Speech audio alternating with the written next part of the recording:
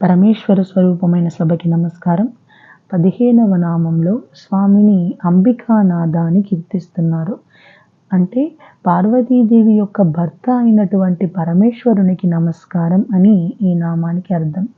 మనం మొదట్లోనే చెప్పుకున్నాం ఏమని, ఈశ్వరుడికి సంబంధించిన నామాలన్నీ అవి కేవలం నామాలు కాదు, గౌణములు.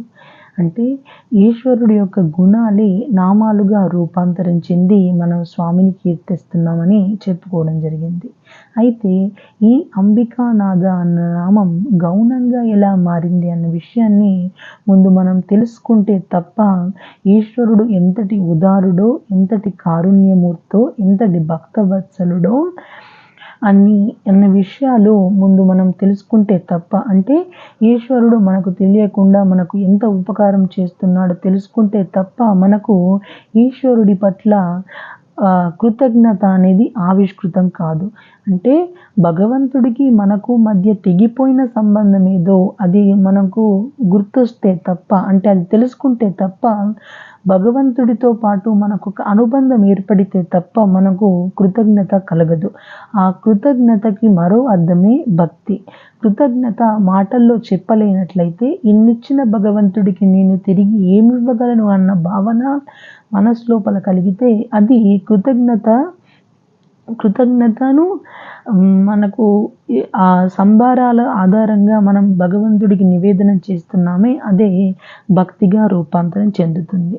అంచేత ముందు మనం వింటేనే మనకు తెలుస్తుంది ఈశ్వరుడు ఎలా బ్రతకమని చెప్పాడో అలా బ్రతకడానికి ముందు మనల్ని మనం సంసిద్ధం చేసుకోవాల్సిన అవసరం ఎంతైనా ఉంది. మనం ఒక లక్ష్యాన్ని పెట్టుకొని ఆ లక్ష్యాన్ని సాధించాలని అనుకోవడంలో తప్పు లేదు. కానీ ఆ లక్ష్యానికి అనుగుణంగా మన సాధన ఉన్నదా లేదా అని కూడా చూసుకోవాలి. ఆ లక్ష్యాన్ని సాధించడానికి ఏ మార్గాన్ని అయితే మనం అనుసరించాల్సి ఉంటుందో, ఏ విధానాన్ని అయితే మనం అవలంబించాల్సి ఉంటుందో, ఆ మార్గం, ఆ విధానాన్ని మనం తూచా తప్పకుండా పాటిస్తేనే ఆ కోరుకున్న లక్ష్యం అనేది నెరవేరడం జరుగుతుంది.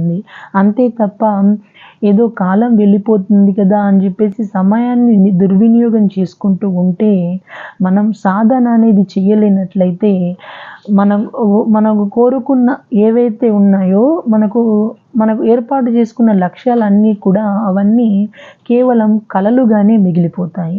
అంచేత ఒక లక్ష్యాన్ని ఏర్పాటు చేసుకోవడం, ఒక లక్ష్యాన్ని నిర్దేశించుకోవడం అనేది చాలా సులభమైన ప్రక్రియ.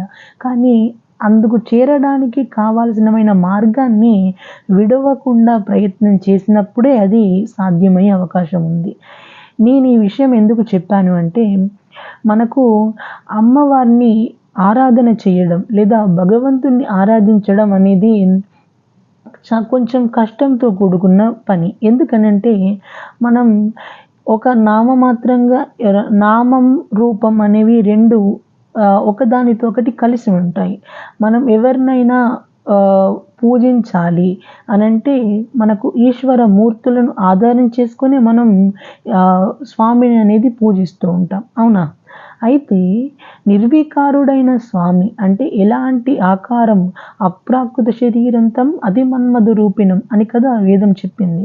అయితే ప్రాకృత శరీరం కాకుండా స్త్రీ పురుష నపుంసక మూర్తిను కాక, తిర్యక్ అమర నారాది మూర్తిను కాక, కర్మ గుణభేద సదస్సు ప్రకాశి కాక, వెనుక నన్యుతానకు విభుదలుందు అంటారు కదా. అయితే అలా ఒక రూపం అంటే మనం ఏ రూపాన్నైతే మనం ఇష్టపడి అమ్మవారిని ఉపాసన చేస్తున్నామో అది కేవలం ఆ అమ్మవారి రూపం కాదు. వాస్తవానికి భగవంతుడికి ఏ రూపం లేదని కదా వేదం చెప్తుంది. మరి అలాంటి ఏ రూపము లేని ఒక మూర్తిని మనం పూజించాలి అనంటే మనకు ఏ రూపాన్ని పట్టుకోవాలి మనస్సు? అంచేత ఈ నామరూపాలు అనేవి రావడం జరిగింది. అసలు ఆ శ్రీహరి దశావతారాలు స్వీకరించినా లేదా పరమేశ్వరుడే 64 లీలామూర్తులను స్వీకరించినా ఏ మూర్తిని పట్టి మనం ఆరాధన చేస్తున్నాము అనే దాన్ని బట్టి ఉంటుంది తప్ప అదే పరమేశ్వరుడి యొక్క అసలైన వాస్తవ స్వరూపం కాదు అన్న విషయాన్ని మనం గ్రహించాల్సి ఉంటుంది. అయితే ఇవన్నీ నేను ఇప్పుడు ఎందుకు చెప్తున్నాను అంటే అంబికానాథ అన్న నామం ఏదైతే ఉందో అది రావడానికి ప్రధానమైన కారణం ఏది అంటే దక్షయజ్ఞ ధ్వంసం నుంచి మనకు ప్రారంభం కావడం జరిగింది. దక్షయజ్ఞ ధ్వంసం అంటేనే చాలా ఎంతో పవిత్రమైన ఘట్టం. దీంతో పాటు దీనికి కొనసాగింపుగా రామాయణాంతర్గత స్కందోత్పత్తి రావడం జరుగుతుంది. ఈ రెండింటిని కలిపి చెప్తే తప్ప మనకు ఈ అంబికానాథ అన్న నామం ఎలా వచ్చిందో మనకు అర్థం చేసుకునే అవకాశం ఉండదు. అంచేత నేను ఇదంతా చెప్తున్నాను. అమ్మవారు ఎంతమందికైనా కూతురుగా వస్తుంది, అందులో నిస్సందేహం. కానీ ఆ అమ్మవారు దేనికి లొంగింది అంటే ఆమె ఉన్నది అన్న భక్తి, తరువాత భయము. దీంతో పాటుగా ఆ అమ్మ ఎలా చెప్పిందో అలా బ్రతికే ప్రయత్నం మనం చేస్తున్నట్లయితే ఈ 3 చాలు. ఈ మూడింటిని నిరంతరం పట్టుకున్నట్లయితే అమ్మవారు అనుగ్రహించి మాయా అనే తెరను తొలగదీసి మనల్ని అయ్యవారిలో కల్పిస్తుంది. ఇది అమ్మవారు చేసే పని. అంచేత అమ్మ ఎప్పుడైనా ఎవరికైనా కూతురుగా వస్తుంది. కానీ అందులో నిలబెట్టుకోవడం అనేది మనకు ఖచ్చితంగా అవసరం. ఇలా అమ్మవారు ఎంతోమందికి కూతురుగా వచ్చింది. అందులో ప్రధానంగా వచ్చేసి దక్ష ప్రజాపతి కూతురుగా జన్మించి దాక్షాయిని అని పిలిపించుకుంది. మా తల్లి మళ్ళీ తరువాత ఆ తల్లి పర్వతరాజ పుత్రిగా పుట్టి పార్వతి అని, హిమవంతుని కుమార్తెగా పుట్టి హైమవతి అని ఇలా అమ్మవారు అనేక మందికి కూతురుగా వచ్చింది. అయితే దక్ష ప్రజాపతి అమ్మవారి గురించి విశేషమైన తపస్సు చేసి కూతురుగా పొందాడు. కానీ అదే దక్ష ప్రజాపతి ఒకానొక నాడు పరమశివుణ్ణి నిందించి నిరీశ్వర యాగం చేశాడు. దీంతో కోపోద్రిక్తురాలైన తల్లి లోకానికి పాఠం నేర్పడం కోసం అని చెప్పేసి యోగాగ్నిలో తన శరీరాన్ని కాల్చి బూడిద చేసింది. నేను ఎప్పుడైనా పరమశివుడి వద్ద కూర్చుంటే నన్ను దాక్షాయిని అని పిలుస్తారు. నేను నీ కూతురిగా వచ్చాను. ఎప్పుడు వచ్చాను? ఒకప్పుడు నీకు నా భర్త అయిన పరమేశ్వరుడి పట్ల అమితమైన భక్తి, విశ్వాసం ఉండేవి. కానీ ఇప్పుడు కేవలం పరమేశ్వరుని సొంత దేహ బంధువు అంటే అల్లుడుగానే చూస్తున్నావు తప్ప నువ్వు అసలు వాస్తవాన్ని మర్చిపోయి బ్రతుకుతున్నావు అని చెప్పేసి లోకానికి పాఠం చెప్పడం కోసం ఆ తల్లి యోగాగ్నిలో శరీరాన్ని విడిచిపెట్టేసింది. ఆ తరువాత ఏమైంది? ఎప్పుడైతే ఈ విషయం తెలిసిందో రాక్షసుల్లో ఒక దుర్బుద్ధి పుట్టింది. అందులో తారకాసురుడు అనే ఒక రాక్షసుడు ఏం చేశాడు? చతుర్ముఖ బ్రహ్మగారి గురించి తపస్సు చేశాడు. చతుర్ముఖ బ్రహ్మగారి గురించి తపస్సు చేసి తన కోరిక ఏమిటని అడిగితే శివుడి వీర్యం స్ఖలనమయ్యి అందులో నుంచి కొడుకు పుడితే ఆ కొడుకు చేతిలో నేను మరణిస్తాను, అప్పటి వరకు నన్ను మృత్యువు దరిచేరనివ్వదు అని చెప్పేసి వరం కోరుకుంటాడు. దాంతో చతుర్ముఖ బ్రహ్మగారు తదాస్తు అంటాడు. ఇప్పుడు పక్కన భార్య లేదు. భార్య పక్కన లేకపోయినట్లయితే వీర్యం ఎలా స్ఖలనం అవుతుంది?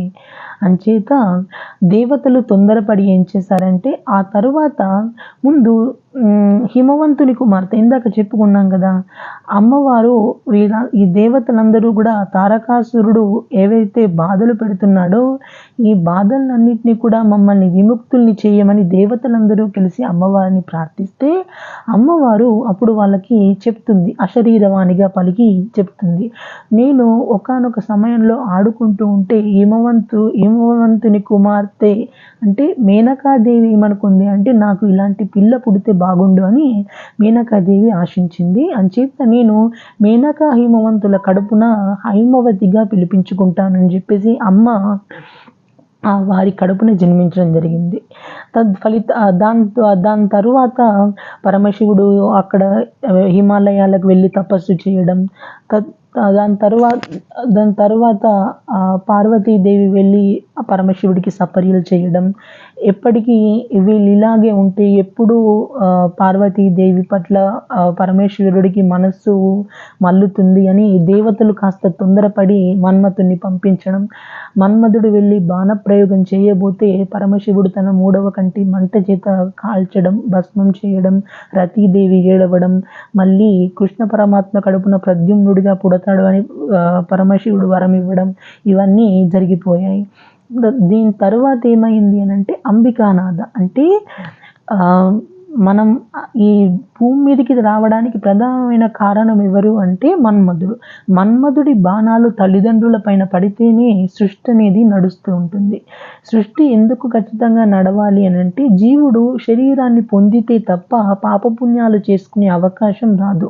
అంటే గత జన్మలో చేసిన పాపాలను తొలగించుకోవడానికి, మళ్ళీ కొత్త పుణ్యాలను సంపాదించడానికి జీవుడికి అవకాశం రాదు. కాబట్టి ఖచ్చితంగా సృష్టి కార్యం జరగాలి. కాబట్టి పార్వతీదేవి ఏం చేసింది, ఆ కాలిపోయిన బూడిది కుప్ప వంక తన కడగంటి చూపు, ఏదైతే తన పొట్టి చూపు చూసి ఇలా మన్మధుడిని బ్రతికించింది. అలా మన్మధుడు బ్రతికాడు, కానీ మన్మధుడికి శరీరం లేదు. ఆ తర్వాత రతీదేవి ప్రార్థన చేసి పరమశివుడి వద్ద ఏడుస్తే అప్పుడు పరమశివుడు వరం ఇవ్వడం జరిగింది. ఇది ఆ తల్లి కారుణ్యం చూడండి. లోకానికంతటికీ మళ్ళీ మంగళాలను చేయడం తప్ప వారిద్దరికీ ఎలాంటి వేరే ఏది తెలియదు. అంచేత వారేం చేశారు, మళ్ళీ సృష్టి యజ్ఞం నడవాలి కాబట్టి పార్వతీదేవి బూడిద కుప్ప వంక తన పొట్టి చూపును ప్రసరింపజేసి మన్మధుణ్ణి బ్రతికింపజేసింది. అంటే మన్మధుణ్ణి కాల్చేసిన పరమశివుణ్ణి తిరిగి తన భర్తగా పొందిన తల్లి కాబట్టి అందుకని స్వామిని అంబికానాథ అని కీర్తిస్తున్నారు స్వామిని. ఇది అంబికానాథ అన్న నామానికి అర్థం. స్వస్తి. సర్వం శ్రీ ఉమామహేశ్వర పరబ్రహ్మార్పణమస్తు. కృష్ణార్పణం.